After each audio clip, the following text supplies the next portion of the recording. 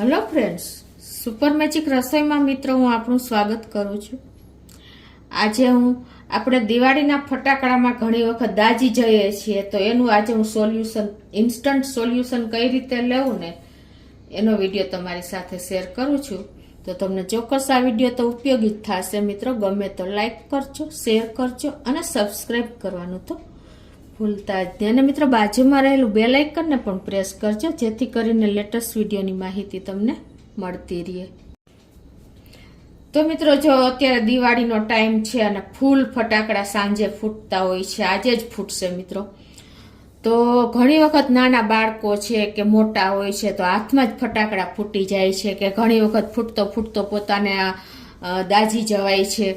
એવી રીતે હાથ ઉપર કે કોઈ પણ શરીરના ભાગ ઉપર દાજી જાય છે ને, તો લોકો શું કરે છે તમને ખ્યાલ છે કે તરત જ એ લોકો બરફ લગાવી દે છે.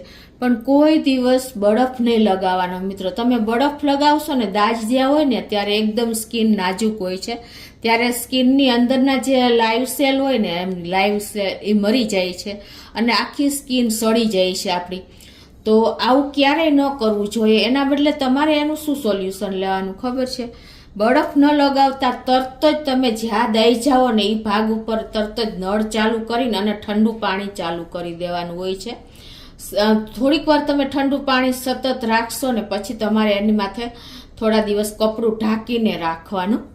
કપડું ઢાંકેલું રાખશો એટલે થોડા દિવસમાં જ તમારે એની તરત જ એકદમ સરસ સ્કિન થઈ જશે. અને પછી તમારે શું કરવાનું છે કે કપડું ઢાંકી પાણી ઠંડુ લગાવ્યા પછી તમારે જે આપણે સનબર્ન ક્રીમ આવે છે ને સારી ક્વોલિટીનું એ લગાવી દેવાનું છે. અને પછી ડેઈલી તમારે આ રીતે કપડું ઢાંકી દેવાનું છે. તો થોડા દિવસમાં જ તમારી સ્કિન એવી સરસ આવી જશે ને પાછી કે તમને ખબર નહીં પડે. જો તમે બરફ લગાવશો ને તો એમાં સડો થતો જશે, કેમ કે લાઈવ સેલ તો મરી જ ગયા હોય છે. આવું ક્યારેય ન કરતા તમે. જો દિવાળીમાં ક્યારેય પણ એવું થાય ને તો તમારે હંમેશા ઠંડા પાણીના નળ નીચે હાથ ચાલુ રાખી દેવાનું, તમારા હાથ ઉપર દઈ જાવ કે ક્યાંય પણ. તો તમે આ પ્રોસિજર કરશો ને તો તમારે ક્યારેય ઇન્સ્ટન્ટ ડોક્ટર પાસે પણ નહીં જવું પડે, કેમ કે અત્યારે ડોક્ટરો પણ હાજર નથી હોતા. તો તમારે ઘરગથ્થુ ઇલાજ તમારે આ રીતે તાત્કાલિક ટ્રીટમેન્ટ લઈ લેવાની હોય છે. તો ખાસ તમને આ વિડીયો ઉપયોગી થશે મિત્રો. તો મિત્રો હવે હું તમને બીજી ટ્રીક બતાવું છું, એ પણ એકદમ ઉપયોગી જ છે. કેમ કે આવી નાની નાની ટિપ્સ જો આપણે ઘરગથ્થુ હોય છે ને તો ઇન્સ્ટન્ટ આપણે એની ટ્રીટમેન્ટ લઈ લઈએ છીએ ને તો તાત્કાલિક આપણે દવાખાને પહોંચીએ ને ત્યાં ઘણી આપણને રિલીફ થઈ ગઈ હોય છે. તો હવે ઘણી વખત શિયાળો આવે છે કે કાંઈ પણ સ્કિનના રોગ હોય છે ને તો ખંજવાળ બહુ આવે છે અને હાથ એટલા રફ થઈ જાય છે ને ખંજવાળ એવી મીઠી ખંજવાળ હોય છે ને કે તમને એ ખંજવાળા વગર તમે રહી જ ના શકો. અને વિન્ટરમાં એટલે કે શિયાળામાં તો ખાસ આપણી સ્કિન ડ્રાય થઈ જાય છે ને ત્યારે એકદમ આપણને ખંજવાળ આવે છે હાથમાં. ખાસ કરીને લેડીઝ લોકો જે આપણે સાબુ ને વોશિંગ પાવડર ને બધું વાપરતા હોઈએ છીએ લિક્વિડ છે, તે જે ઘણી વખત એવું હોય છે ને કે ડ્રાય હાથ થઈ જ જાય છે અને ખંજવાળ ચાલુ જ રહે છે. તો એના માટેનું આજે હું તમને ઇન્સ્ટન્ટ સોલ્યુશન બતાવું છું ઘરના જ ઇન્ગ્રેડિયન્ટમાંથી, કે તમે ડેઈલી જો આનો ઉપયોગ આપણે કાંઈ પણ કામ કર્યા પછી કે ખંજવાળ આવતી હોય ત્યારે કે સુવા ટાઈમે તમે લગાવી લેશો ને તો તમને એનામાંથી ક્યારેય ખંજવાળ પણ નહીં આવે અને તમારા હાથ એકદમ સોફ્ટ થઈ જશે. તો તમારે આ રીતે જો ગાયનું ઘી લઈ લે, કોઈ પણ ઘી તમે લઈ શકો છો. આ રીતે તમારે જેટલી ક્વોન્ટિટી કરવી એ પ્રમાણે ઘી લઈ અને તમારે એમાં આઈસ ક્યુબ નાખી દેવાનો છે.